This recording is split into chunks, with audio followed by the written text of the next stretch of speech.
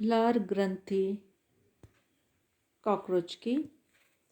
Cockroach के वक्ष भाग में ग्रास नाल के दोनों तरफ एक एक लार ग्रंथि पाई जाती है।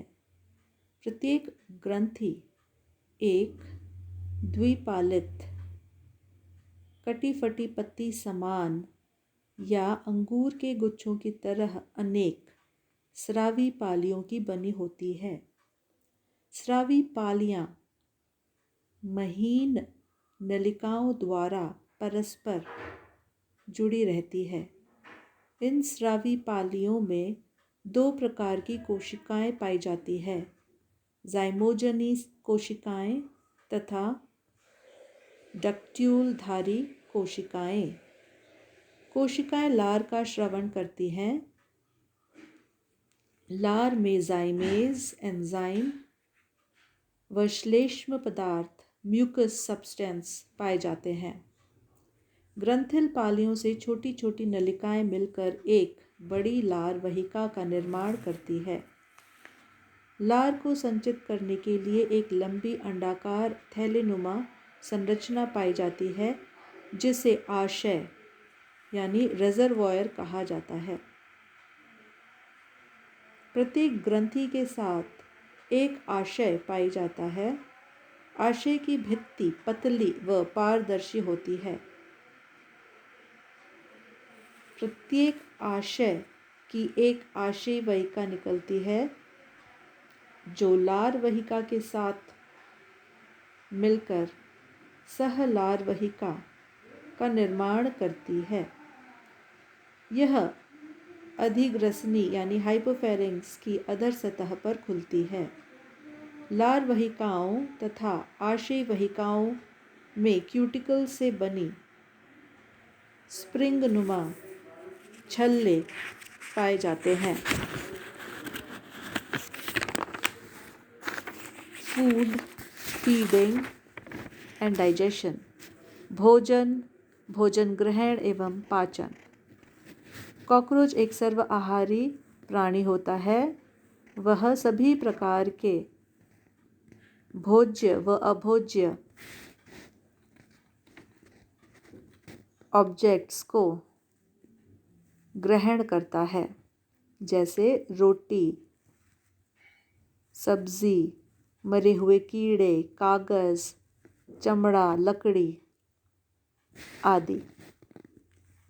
कॉकरोच चलते समय श्रृंगिकाओं से फर्श पर झाड़ू सा लगाता रहता है तथा श्रृंगिकाओं की सहायता से भोजन खोजता है।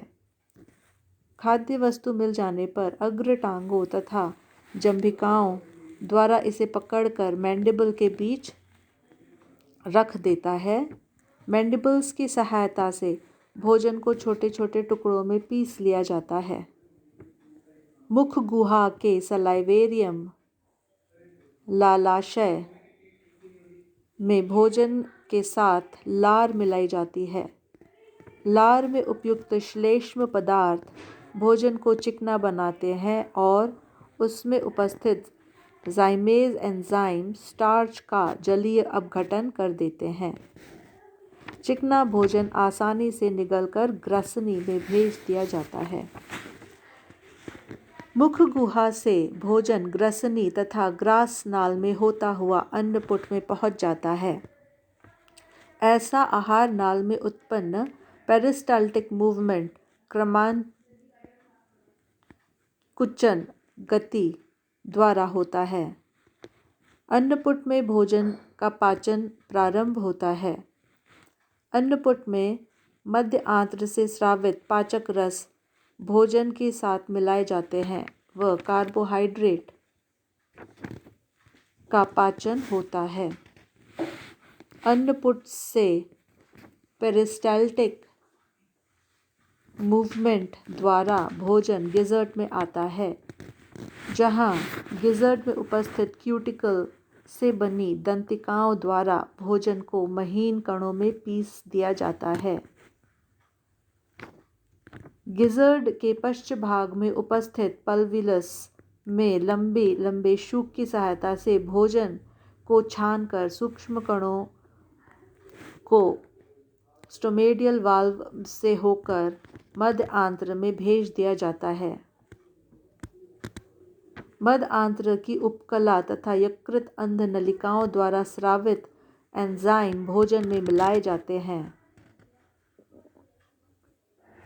इनमें प्रोटीन को पचाने वाले ट्रिप्सिन, प्रोटीएज, पेप्टिडेज, कार्बोहाइड्रेट को पचाने वाले एमाइलेज, माल्टेज, लैक्टेज तथा वसा को पचाने वाले लाइपेज एंजाइम पाए जाते हैं।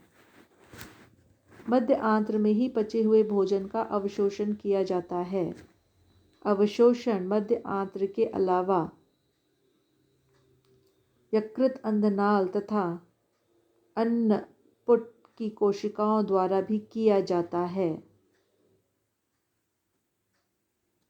एबॉट नामक वैज्ञानिक का मानना है कि अन्नपुट की कोशिकाओं में फैट का एब्जॉर्प्शन होता है।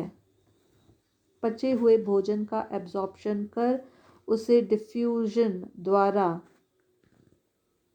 वसा कार्यों में भेज दिया जाता है, जहां उन्हें संग्रहित कर लिया जाता है।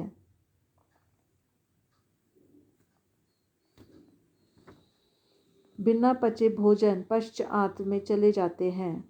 मलाशय में उपस्थित मलाशयी पैपिले बिना पचे भोजन से जल अवशोषण कर उसे शुष्क मल में गोलिकाओं के रूप में बदल देती है तथा इन्हें गुदा द्वार द्वारा समय समय पर शरीर के बाहर निकाल दिया जाता है।